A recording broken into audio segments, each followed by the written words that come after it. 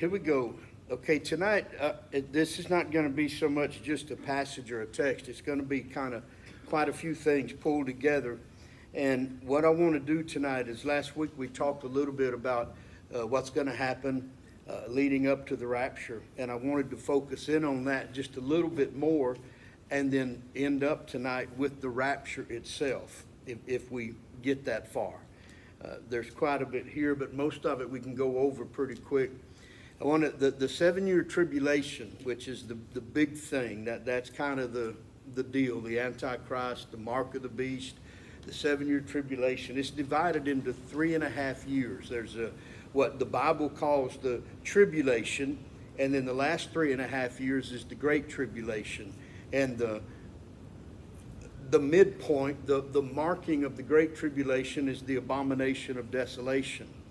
And we've talked about that a couple times. You can read about it in Daniel 9:27 and then in Matthew chapter 24. If you would, turn to Matthew 24 real quick. We'll look at that to give us a reference point. Matthew chapter 24.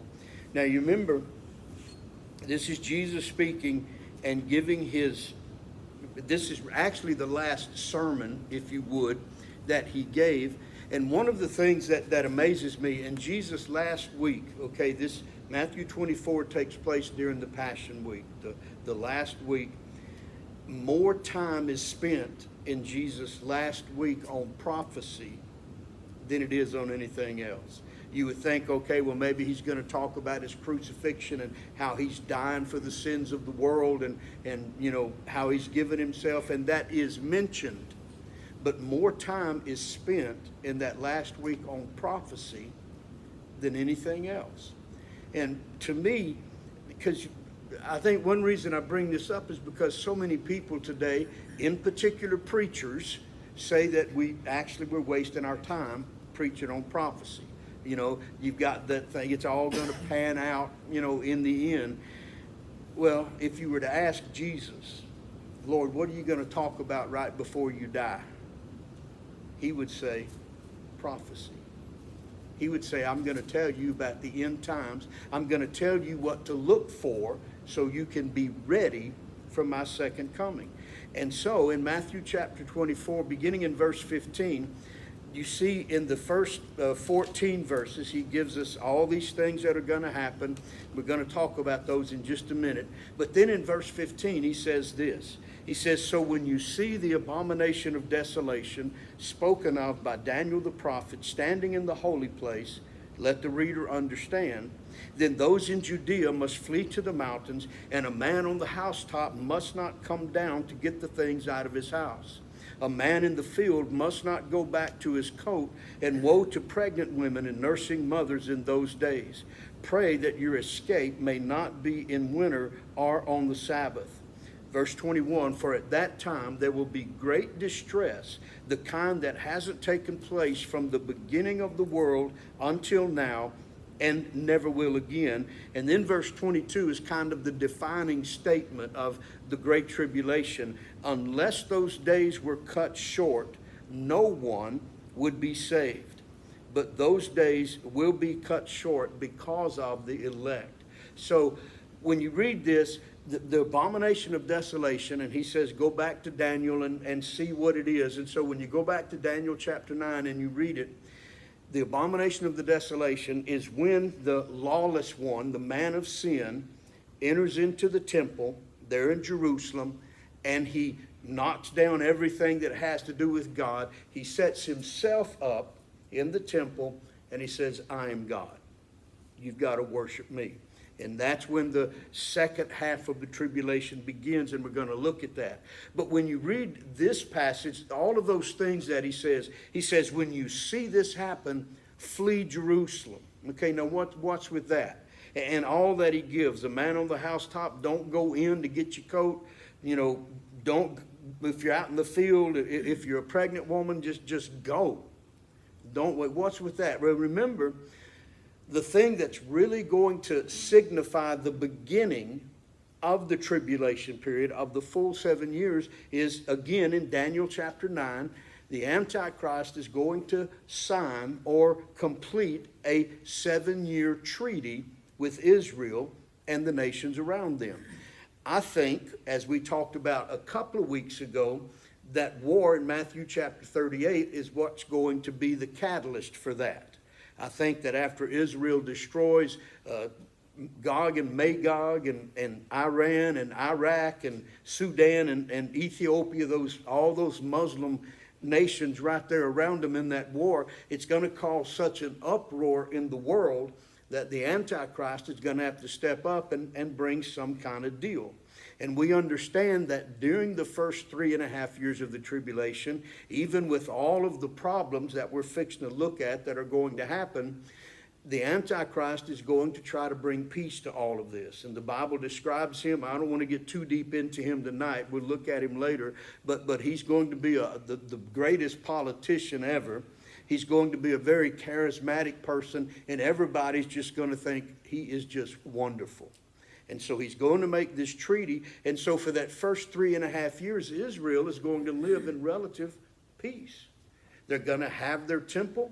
They're going to be able to go back to their sacrificial system and everything they want. And that's going to bring us then back to Revelation now, chapter 13. And in chapter 13, where you actually see the Antichrist take the stage. Up until now, he has only been a good man. He has tried to fix the world's problems. He's blasphemed God, and we're going to see that. All of these things that happen during the first half of the tribulation, the Antichrist is going to tell the world that God's doing it.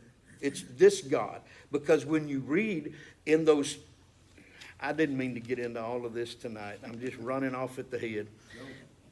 When you read back in chapter 6, the first 7 seal judgments that are going to happen in the first part of the tribulation, notice in verse 16 of chapter 6, this is at the 6th seal, and we're going to talk about the seal. So, and they said to the mountains and to the rocks, fall on us and hide us from the face of the one seated on the throne and from the wrath of the Lamb. So you see, they know where this is coming from. Verse 17, because the great day of their wrath has come, and who is able to stand? And so somebody would say, well, brother, if they know who this is coming from, why don't they repent? They can't. Because most of these people, if you remember 2 Thessalonians chapter 2, the scripture says that God sends them a strong delusion so they will believe the lie because they refused to love the truth and so be saved. So people that are living right now, because I believe we're that close, people that are living right now that hear the gospel, that know the truth, but for whatever reason they refuse to receive Jesus Christ. When the rapture happens, their day is up. God himself is going to send them a strong delusion, and they're going to believe the lies of the Antichrist. And the Antichrist is going to be telling them that God is doing this, all of these things that happened during the first 6 seals. And they're going to believe him. They're going to, yep, that God. And you'll probably hear stuff like, oh, that's the God of the Old Testament. We knew he was like that. There's no telling what you'll hear. There'll be preachers preaching that from the pulpit, and people are going to suck it up, and they're going to believe the Antichrist. Then at the middle of the tribulation period, Revelation chapter 13 is where the Antichrist is actually now, even though he's been on the scene all of this time, trying to do good, deceiving the people, bringing peace to the world, controlling the world, that little horn that rises up out of the tin. In the middle of the tribulation, chapter 13, is when he's going to break the treaty with Israel, and we'll see the abomination of the desolation. And that's when God tells them to run. Now watch what happens. In chapter 14, that is the midpoint of the tribulation. The abomination of desolation has happened.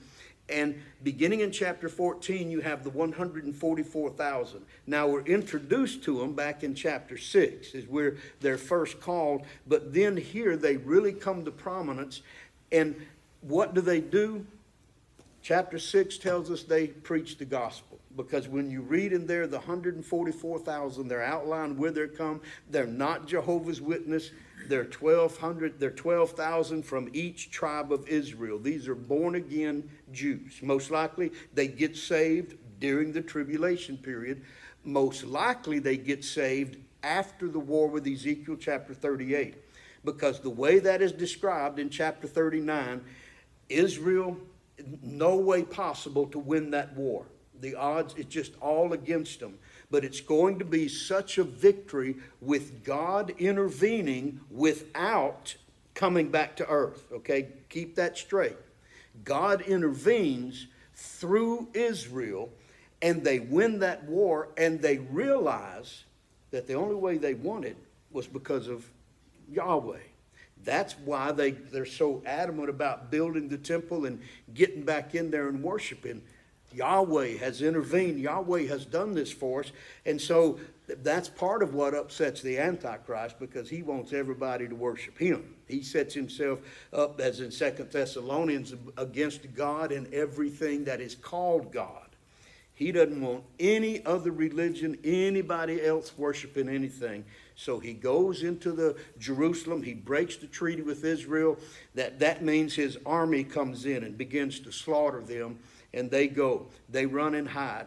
The 144,000 are there. They preach the gospel. And then notice in chapter 14, verses 6 through 13.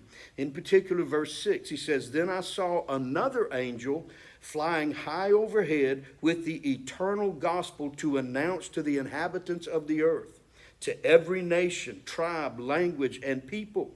And he spoke with a loud voice, 'Fear God and give him glory, because the hour of his judgment has come. Worship the one who made heaven and earth and the sea and the springs of water.'" And then he talks about Babylon, and he destroys them. And another angel in verse 9 followed them and spoke with a loud voice, "If anyone worships the beast and its image." Now, remember, I don't know how God's going to do this. I'm assuming he's going to do it just like he says he's going to do it. There's going to be an angel that flies through the heaven all around the earth and preaches the gospel. Everybody's going to hear it. Everybody. And then in verse 9, a third angel. And he's going to fly around and he's going to preach. And he says, "If anyone worships the beast and its image and receives a mark on his forehead or on his hand, he will also drink the wine of God's wrath, which is poured out full strength into the cup of his anger. And he will be tormented with fire and sulfur in the sight of the holy angels and in the sight of the Lamb." So what's happening here is, before the last 3.5 years of the tribulation, which is going to be, as you'll see in a couple of chapters, the 7 bowl judgments in chapter 16, which is the final. This is the last of God's wrath. As the angel said, he has poured his wrath fully into the bowl. This is it. And what does he do before he pours out his final judgment on the earth? He preaches the gospel one more time. I have said this over and over, and it's the gospel truth. God never brings judgment on anybody, individual, nation, world, without first offering repentance, the opportunity to turn from your sin. And you're going to see there's going to be a lot of them. Matter of fact, that when you see the description in the book of Revelation, it says that there was a number which no man could number. John said, "I saw myriads of people that trust him." And those are the ones that the Antichrist hunts down. And as Scripture is going to tell us, he beheads them for their faith in the Lord Jesus Christ. And then in chapter 14, verse 14 through chapter 15, verse 1, the reaping of the earth. Now, these verses, 14 through 15:1, are a condensed picture of what's fixing to happen. the last 7 bowl judgments, and then the battle of Armageddon. And you can kind of sum it up like this in verse 20. So the angel swung his sickle at the earth, and he gathered the grapes from the vineyard of the earth, and he threw them into the great winepress of God's wrath. Then the press was trampled outside the city, and blood flowed out of the press up to the horse's bridle for about 180 miles.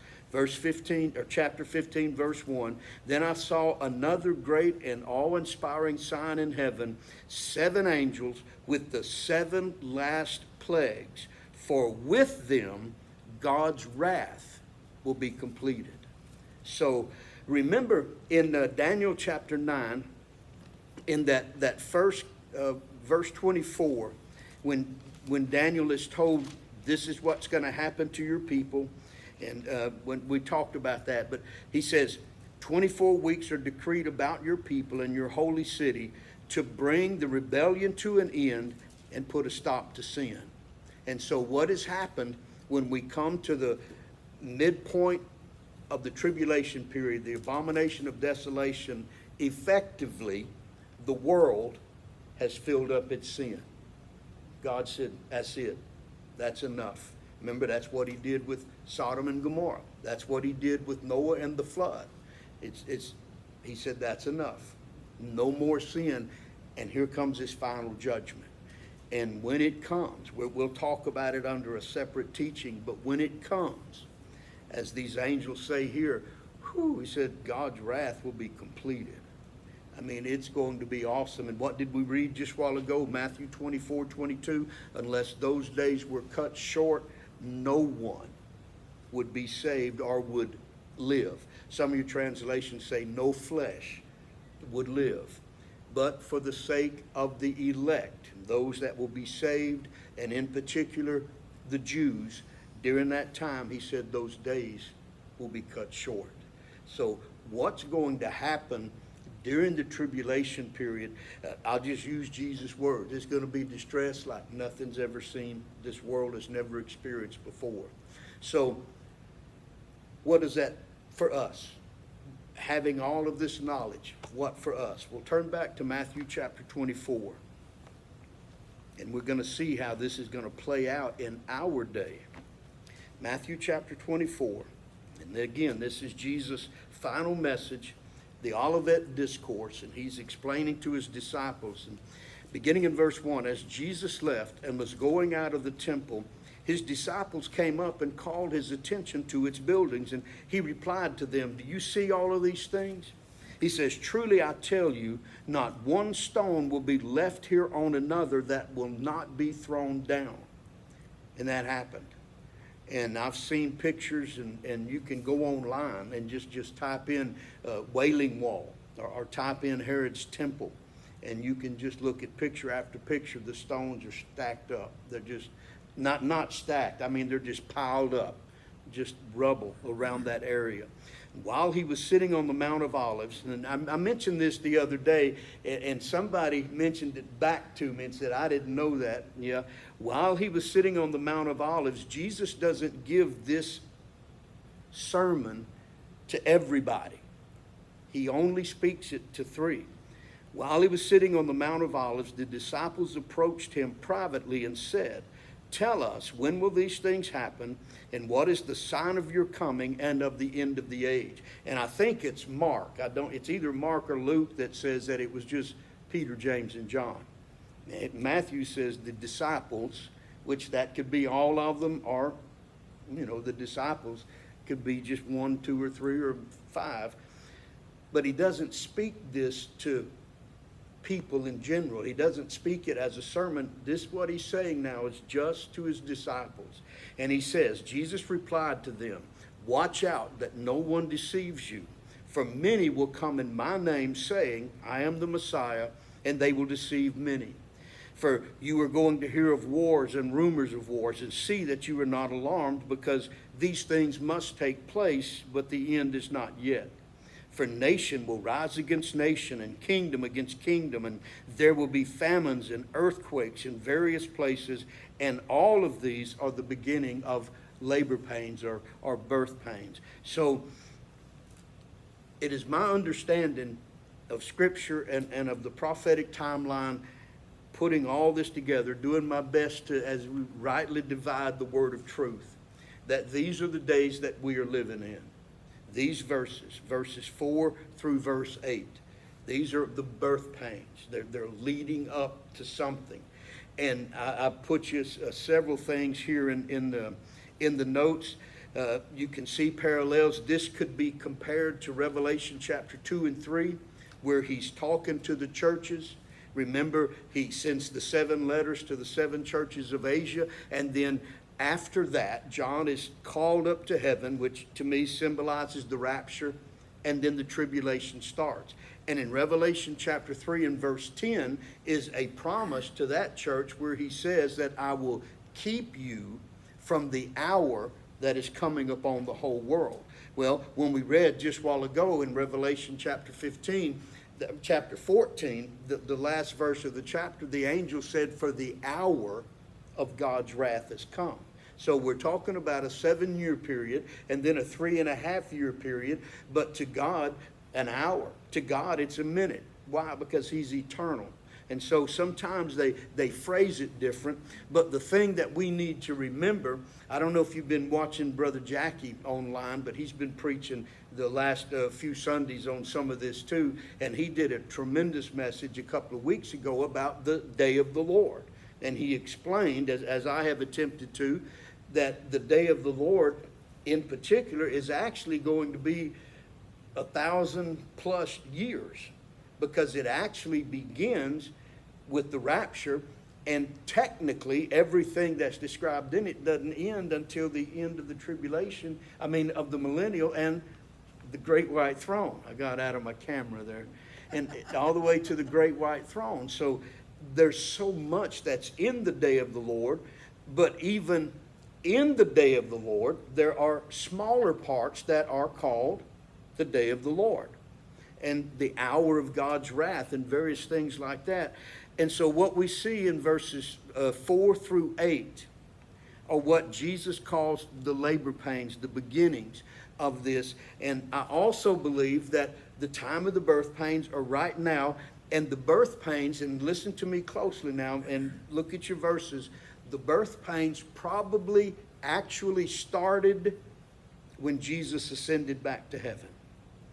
Is when it probably started, because the Bible talks about the last days beginning when Jesus ascended. Now you go to Hebrews chapter 1 and 2, I've given you there, and the writer in the book of Hebrews says, God, who at various times and in sundry ways spoke to our fathers through the prophets, has in these last days spoken to us through Jesus. And then you go back to Acts chapter 2 in Peter's sermon there on the day of Pentecost, and he says, all of these things are the things that Joel said would happen in the last days. So I think that the last days started at Jesus' ascension. I think the birth pains started at Jesus' ascension, and they've been going and going, and they will culminate, the birth pains will, during the 7-year tribulation period. And one way to look at it is, when you think about, okay, when Charlene got pregnant, the first time they said, okay, you're going to have a baby. Well, the birth pains didn't start then. The actual contractions didn't start then. But the excitement, the anticipation, all the emotions, they all started then. Well, what happened after Acts chapter 2? Those guys thought that Jesus could come at any day. When Paul wrote 2 Thessalonians, and I think we're going to just do a whole study on 1 and 2 Thessalonians here for too long. When Paul wrote 2 Thessalonians, it was because they thought they had missed the rapture and were in the tribulation, because the persecution was so great on them, and Paul had been teaching them about those things. And so he had to write 2 Thessalonians and say, no, the tribulation, the day of the Lord hadn't started yet. Here's what's going to happen. So in comparison to birth pangs for a woman, the birth pangs don't actually start until a day or two before the child is born. But for that whole 9 months, there's discomfort. There's won't eat a lot of pickles. You know, there's just all kinds of stuff that go with that. And there are pains, medical problems. So picture it like that. So beginning with Jesus' ascension, the birth pain period started. The last day started. Or if you would, the countdown started. Okay, now, if you would, all of these things that are described in Revelation chapter 6, and we're going to go there in just a minute and read every one of them. All of these things that are described in Revelation chapter 6, the 6 seal judgments, are starting right now. As a matter of fact, they've already started. That's some people's weak argument, is they say, well, these things have been going on forever. You know, when you read a sign, yeah, but that's been happening forever. Well, yes, it has, because the birth pains have started. And they started back when Jesus was ascended. It's not the opening of the seals themselves, because the seals won't be opened until after the rapture of the church and the Antichrist is revealed. That's when the 6 seals will be opened, but the prelude to what is to come. Again, the birth pains. And that's where we're at. So all of these things that Jesus warned us about are in the birth pangs. In Matthew 24, wars and rumors of wars, famines and earthquakes. And then when you begin in verse 9, persecution. Mark chapter 13 is the same. Beginning in verse 9, persecution. Luke chapter 21, he adds a couple of things. Nation against nation. Violent earthquakes. That nation, that word is ethos. We get ethnics from, ethnicities. So what he's talking about is not necessarily nations, but I think it's more of a civil war kind of thing. Things we see going on all the time, the Serbs and the Kurds, the Sunnis and the Shiites, and what we're fixing to see here in the States. Violent earthquakes, famines and plagues, terrifying sights, he adds, and great signs from heaven. And then in verse 12, persecution. That's what he says is going to happen. So John gives us in the book of Revelation the 6 seals that are going to be opened right after the rapture of the church begins. And the first one is the Antichrist. So turn to Revelation chapter 6. And the first seal that gets opened is the Antichrist. It's the rider on the white horse. He says, then I saw the Lamb open one of the 7 seals, and I heard one of the 4 living creatures say with a voice like thunder, come. And I looked, and there was a white horse, and its rider held a bow. A crown was given to him, and he went out as a conqueror in order to conquer. So a couple of things to notice. Number one, he's given a bow, but no arrows. Okay, he doesn't have a quiver with him. And then he's given a crown, and he's given the power to conquer. So this is the Antichrist. And he's going to do it, Daniel tells us, and we'll see that in a later study, he's going to do it through political intrigue and deception. Is how he's going to do it. So we see that. Paul said this about the Antichrist in 2 Thessalonians 2:7. He said, for the mystery of lawlessness is already at work. Already that spirit of Antichrist, and that's the very words that John uses in 1 John chapter 2, verse 18 and 19. He says the spirit of Antichrist is already at work, and many Antichrists have already come into the world. And so Paul says, for the mystery of lawlessness is already at work, but the one now restraining will do so until he is out of the way. So that's us. That's the rapture. And the spirit of Antichrist is already at work preparing the stage for the Antichrist. And that's what we read about here in this first seal. And then the second seal, he said, When he opened the second seal, I heard the second living creature say, "Come." And then another horse went out, a fiery red one, and its rider was allowed to take peace from the earth so that people would slaughter one another, and a large sword was given him. So now we have violence and unrest. We have this spirit, this rider, which I believe it's a spirit that goes out and puts this into the earth. It's something that we see starting. We see it. We've seen it for a while, but in particular here in our country, we've seen riots in the last little bit like never before. We've seen people killing people. I mean, it's not the sixth seal, the second seal, but it's the prelude. And friends, it's going to get worse. They're rioting right now overseas I can't remember now if it's Italy or France, but they're rioting over electricity prices.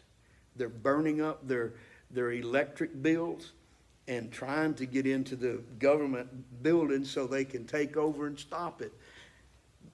Russia yesterday cut off gas flow, natural gas, to Europe and said it's for an indefinite period of time.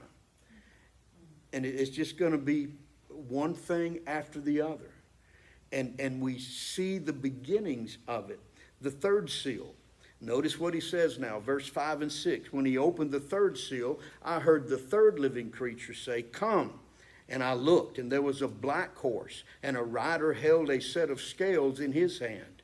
And then I heard something like a voice among the four living creatures say, "A quart of wheat for a denarius, and 3 quarts of barley for a denarius, but do not harm the oil and the wine." So what we see in this one is a food shortage. Famines and plagues always follow famines, and this has been happening on and off forever. There's been various plagues, various famines, various food shortages, but just for conversation, think about this. What is one of the bigger fears that's right now in the world, and what are we hearing a lot about in the United States? Food shortages. Because the drought, because our farmers can't work, because so many, Russia and Ukraine were 2 of the largest exporters of wheat, and we can't get that now. It's just all one thing after the other. We're starting to see it. And this is just a prelude to what's coming. And throw in with that electricity. That's a big deal right now. California passed a law that said by 2035, no new gas-powered vehicles can be sold in the state. Today, Governor Newsom asked people to stop charging up their cars because they don't have enough power to meet demand. So, think electricity shortage, energy, as in gas and oil. Okay, I just told you about Russia. The OPEC announced 2 days ago they're going to reduce production by 100,000 barrels a day, even though Biden went over and begged them and made all kinds of pledges if they would produce oil, they're going to cut it down. The major difference in the shortages and the famines that we're seeing in our day is this: they are man-made. They're political. And they're for one purpose. And that one purpose is to bring the world to a point where it will receive a one world government. And folks, that's what the Antichrist is going to do. The Bible specifically says he's going to do 3 things. Military, he's going to be a military genius. Number 2, he's going to bring peace to the world. And number 3, he's going to be an economic genius. And he's going to fix all of these problems. How's he going to do it? Mark of the beast. You got your little mark, you can come get food. You want to eat? Get your mark. Pledge allegiance to me. They're already discussing in Europe a digital, I don't want to say chip but a digital mark of some kind, a card, a chip or something for food rationing. That's how bad it's getting over there. And we've already seen stuff. I remember several years ago, I want to say it was back in the 80s, we could only buy gas on 73. every other day, yeah, or maybe the ending of the License license plate number. In the forties, you had to have a stamp. Yeah, so you see, birth pains. It's just birth pains. It's leading up to what's going to happen. And then the fifth seal, persecution of Christians. When he opened the fifth seal, I saw under the altar the souls of those who had been slaughtered because of the sword of God and the testimony they had given. Now, remember, he said in the second seal, he said that another horse went out, a fiery red one, and its rider was allowed to take peace from the earth so that people would slaughter one another. So there for a period of time, after the rapture and as the tribulation gets rolling up, it's going to be basically a free-for-all. Because just, if you can, try to imagine what it would be like for you if you woke up tomorrow and I don't know how many, let's be generous. Half of the world's population was just gone. I mean, first thing I'd do is I'd go find me a big old fancy expensive car. They're gone. They don't need it. How many people you think are going to think that way to start out with? Jesus said that the love of many would grow cold, the natural affections that we have for one another. So there's going to be a period there where it's going to be basically a free-for-all. And because of what is going to be being preached from the pulpits that are still going, and the government through the source of the Antichrist putting out that God is causing all of this, it's going to be a free-for-all on Christians, on anybody that's still on this earth that refuses to fall in line, that refuses to take the mark of the beast, that refuses allegiance to the Antichrist. They're going to be slaughtered. And John says, I saw under the altar the souls of those who had been slaughtered because of the word of God and the testimony he had been given. They cried with a loud voice, Lord, the one who is holy and true, how long until you judge those who live on the earth and avenge our blood? Verse 11, so they were each given a white robe, and they were told to rest a little while longer until the number would be completed of their fellow servants and their brothers and sisters who were going to be killed just as they had been. So throughout the duration of the tribulation, he tells them, look, you just rest, you chill out, you're in peace, you're in your reward now. Just wait, because there's more to come. You've got some brothers and sisters. And again, we see this, it's building all across the world. Right now, China and Russia, that's, I think, the hardest hit places, and maybe North Korea, they're deadly set against Christianity. And then your Muslim nations, and that's their whole purpose in life, is to destroy anything that does not bow the knee to Allah. So we see it. And we see it in our own country slowly starting to ramp up. And what we've been seeing in Canada, it's going to happen here before too long. Pastors are going to be arrested for what they're preaching. Churches are going to be shut down and doors chained. It's already happening, just not happening here. Now, as I told you the other day, one of the things that I praise God so many times, because we live where we do, in East Texas, deep East Texas. And a lot of these things are probably going to happen and not going to affect us for a little while, because it'll just take them a little while to get around to everything. So even after all this starts, we may be able to meet and to worship for a couple of weeks, a month or two, before they get around to shutting us down. But it's coming. Then the sixth seal, large-scale natural disasters. And so he says, then I saw him open the sixth seal, and a violent earthquake occurred.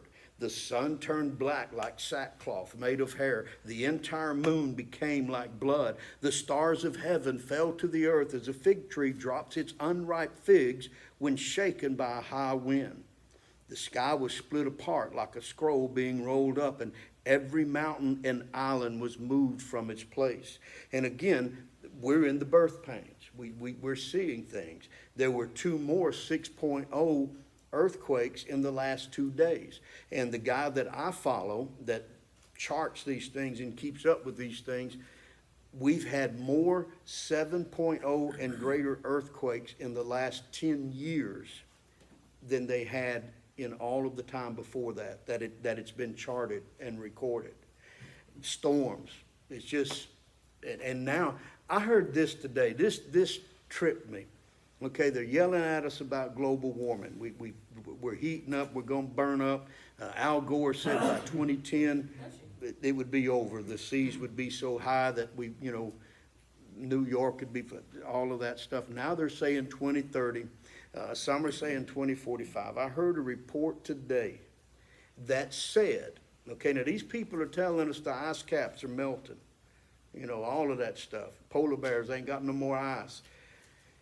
Now they're saying that there's so much ice in Antarctica and the other, what's the other one? The Arctic, Antarctica and the Arctic, that some of the shipping passages are closed. I'm saying, wait a minute. We're burning up. And so now it's ice age. Now, I'm going to have to study this out some more. But now we're on the verge of the next ice age. They don't know nothing. They mostly call it climate change now, so it Yeah. covers everything. Yeah, but I'm sticking with global warming because that's what they shove down our throat. The climate change has been forever. Ever, yeah. And God says you're going to see that. You're going to have climate change. He said that. I'm telling them if they want to see climate change, stick around to the end of the tribulation period. All right? That's what's happening. We see all of these things. Now, these things will continue to grow in frequency and in strength until the time of the tribulation period. And then, when the seal judgments begin, they will be fulfilled. They will come in their full strength. Remember, these are not the seals, okay? The seal judgments do not start until after the church is raptured out and the Antichrist is revealed. But what we are in is the birth pains. And I believe, back to Matthew chapter 24, I believe after verse 8, between verse 8 and 9, is where the rapture of the church happens. And I base this on several things. A lot of what I've just told you, what I've just outlined to you, I base it on Revelation chapter 6. After John goes through everything with the churches and he warns them about what's coming and judgments that's going to happen, he tells them, as I showed you just a while ago, that they will be saved from the hour that is about to come upon all of those that dwell on the earth. And then in chapter 4, the next thing John says is, and as I was in the Spirit having these visions, a great door opened up in heaven and a voice told me, come up here. And folks, I'm convinced that that's the picture of the rapture. John is taken up to heaven and the rapture, the tribulation period starts and he begins to see everything happen. So to me, that's what's happening. And the reason why that we won't see the tribulation is because, and I listed these for you, we are saved from the wrath of God that is to come. Now, what did they say? And I'll do this, you just stay where you're at. What did they say in Revelation chapter 6 when the seal judgment started? He said, then the kings of the earth and the nobles, the generals, the rich, the powerful, every slave and free person hid in the caves among the rocks of the mountains. And they said to the mountains and to the rocks, fall on us and hide us from the one seated on the throne and from the wrath of the Lamb. The wrath of the Lamb, because the great day of their wrath has come. And who is able to stand? And Paul specifically tells us in Romans chapter 5, verse 9, 1 Thessalonians chapter 1, verse 10, and in chapter 5, and I believe it's verse 9, where he says, we have not been appointed to wrath, but we have been appointed to salvation. And then he says in 1 Thessalonians 1, we have been saved through Jesus Christ from the wrath to come. So that is to me, that's why the rapture is before all of this happens. That and the fact that Jesus said in John chapter 14, he said, let not your heart be troubled. You believe in God, believe also in me. In my Father's house are many mansions. If it were not so, I would not have told you. And if I go and prepare a place for you, I will come again so that, what? Where I am, there you may be also. That's the rapture. That's the rapture. And after the rapture happens, according to 2 Thessalonians chapter 2, is when the man of sin, the Antichrist, will be revealed. Now remember, part of what we looked at tonight, it won't be until the midpoint of the tribulation that he is actually revealed as the Antichrist. When he enters the temple and sets himself up and he says, all right, I'm God. If you don't worship me, you die. That's when, so for that first 3.5 years, even though he is the Antichrist, they don't know it. They just think he's a great man. He's solving everything. He's leading us in a great way, to a peaceful way. He's doing everything that we've always ever wanted. And in particular, he's saying that God is causing the problems. I can fix them. Turn to 2 Thessalonians. I want you to see that real quick. 2 Thessalonians chapter 2. And then you can see this in Revelation chapter 13 also. I've outlined it for you. 2 Thessalonians chapter 2. And Paul says, beginning in verse 3, he says, don't let anyone deceive you in any way, for that day will not come unless the apostasy comes first and the man of lawlessness is revealed, the man doomed to destruction. Verse 4, he opposes and exalts himself above every so-called God or object of worship, so that he sits in God's temple proclaiming that he himself is God. And you go back and you read in Daniel, I've listed some verses for you, and then you go and read in Revelation chapter 13, and all of them point out the fact that he has a mouth of blasphemies against God. He speaks against God, his whole ministry. So when he begins, and that's why there's going to be so much persecution right from the very beginning against anybody that refuses to fall in line with the world's way of thinking, and in particular the things that the Antichrist is going to do. They're going to be slaughtered. They're going to be killed, because the Antichrist is going to be telling people, that's the bad God, I'm the good God. You see, those people, and that's part of the draw of the mark of the beast, they are not going to cease to be religious. They're going to change their religion. That's why Paul says in 2 Thessalonians, we're not going to get to it tonight. It's there at the end of the page. We'll talk about it next week. That's why Paul says in 2 Thessalonians, what I just read, the great apostasy and the revealing of the Antichrist are both going to happen after the beginning of the day of the Lord, after the church is raptured. Now, what I was going to show you tonight is we are seeing the beginnings of the apostasy. We are seeing the birth pain of the apostasy. You know, we've always studied that Satan's only power is deception. Deception. That's all he's got. Since the cross, that's all he's got. His power, his authority was taken from him on the cross. The only thing he can do is deceive. And these people will be very easily deceived, since God's going to give them a strong delusion because they refused the gospel. And then the other people in the world, they're just going to fall in line with what's going on. So I'm going to stop there.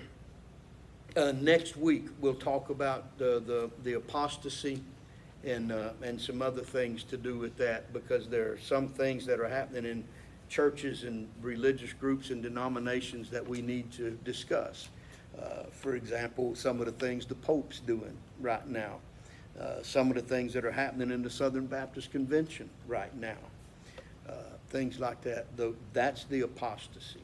But what you're really going to see, these are the birth pains of the apostasy, the prelude to the great apostasy. The great apostasy that Paul is specifically talking about is turning from God to the Antichrist. And remember, Antichrist, it doesn't necessarily mean against Christ. It means instead of Christ. And they're going to receive him instead of the true Christ. And Jesus, and I'll bring it up next week, Jesus told the Pharisees, he said, you won't receive me because I came in your Father's name, in my Father's name. But he said, another will come in his own name, and him you'll receive. So that's what he's talking about. Any questions, any comments? Yes, ma'am. Have you seen, I just saw it on Facebook, there's a new movie by FXX called Little Demon. I saw that. Yeah, it's an adult cartoon about the Antichrist. And it's one of the Disney, it's not Disney putting it out, but it's one of their subsidiaries or Right. something, is that right? No, I have. It's not aimed at children, it's an adult cartoon. Okay, no, I know there's one, there's a Yeah, little, the kids uh, were Oh, watching yeah, it. especially all the publicity I it's wouldn't getting. give Disney that's right, there, if I knew. there's a little skirmish right now with Disney. They're fixing to release a cartoon called The Little Demon. That's what I just said. Oh, well, it's aimed at children. No, it's Yeah. not. I looked it up, it's not, it's an adult cartoon. It's an adult Okay. cartoon, but they said that the children. Well, yeah. Yeah, The kids are gonna watch it because it's a cartoon. Yeah. Rolling over. yeah. That's what they They had said. it for a while, but it got away from them. Yeah. Any other questions? And they've already got Lucifer, you know, that there's a series called Lucifer. And, Yeah, I saw that too. I'm just glad we don't have to. Well, I read it, I read it. Are you ready? Yeah. are you ready? It's there. You know, I tell you, it's gonna be not only a physical strain on us because of everything that's gonna happen, but it's gonna be a mental strain on us. And Jesus, two of the things that he talks about, we read there where it said that they ran to the mountain, said, fall on us. And then the second one you remember, and we'll look at it later, where he said that when some of these things happen, men's hearts are gonna fail them because of fear. So it's gonna be a stressful time. We will not be here Amen. for the actual judgments, but we're going to experience the birth pains, the preludes, the things coming up. So we will go through some stressful You know what times. is so sad to me in this, is what I keep thinking about is my grandkids, my Yeah. great-grandkids, Yeah. Well, their kids, you know, whatever far it goes. Yeah. I mean, they're, you know. yeah, what if the depending on world's how, waxing yeah. worse and worse? It's sad. Let me turn this off. I have